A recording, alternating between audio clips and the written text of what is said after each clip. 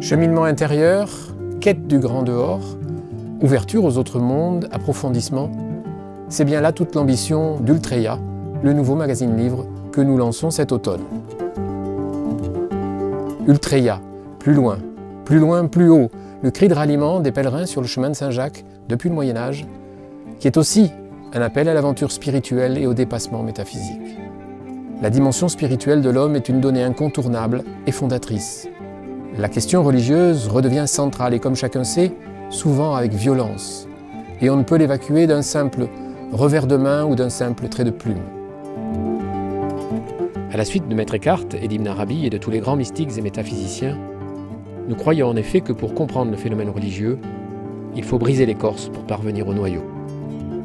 Dans son intimité même, dans son universalité et son intemporalité, la spiritualité a encore beaucoup à nous dire.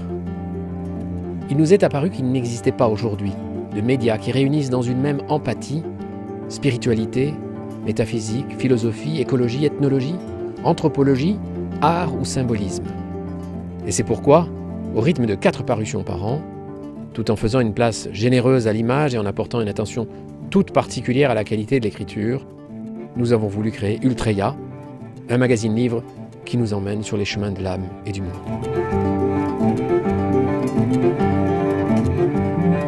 Ultreya est un nouveau concept éditorial. Cette revue livre de 220 pages est en elle-même une métaphore du voyage, sous toutes ses formes, qu'ils soient spirituels, philosophiques ou réels. Le cheminement même de ces 23 rubriques et de ces 10 chroniques est une invitation à voyager. Nous nous mettons dans les pas des chercheurs de vérité et des pèlerins de l'absolu. Dans des lieux où souffle l'esprit, nous faisons halte et nous contemplons et méditons. Nous accompagnons la quête de nobles voyageurs. À la croisée des chemins, nous allons aussi à la rencontre d'êtres singuliers et leur donnons la parole.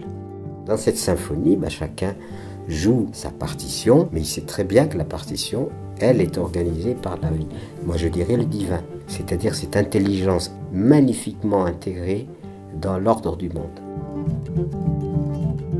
Le dossier thématique convoque quant à lui des points de vue complémentaires sur de grandes questions contemporaines. Plus loin, mais aussi plus haut, avec nos cahiers métaphysiques. Nous sollicitons la vision des photographes voyageurs qui courent le monde en quête de beauté et qui ouvrent chacun à leur manière notre regard. Nous nous attachons à parcourir les sentiers de l'écologie, à assimiler les leçons de l'ethnologie et à écouter artistes, artisans et musiciens. À l'invitation des écrivains voyageurs, nous bivouaquons et cheminons au rythme des philosophes, des poètes, des penseurs ou des simples pèlerins. Si depuis l'origine, l'humanité a organisé des pèlerinages, c'est bien que les êtres humains, dans leur intelligence, ont bien compris que le fait d'aller quelque part, avec son corps, avec la fatigue, avec la souffrance, avec la rencontre, était un moyen de s'élever spirituellement.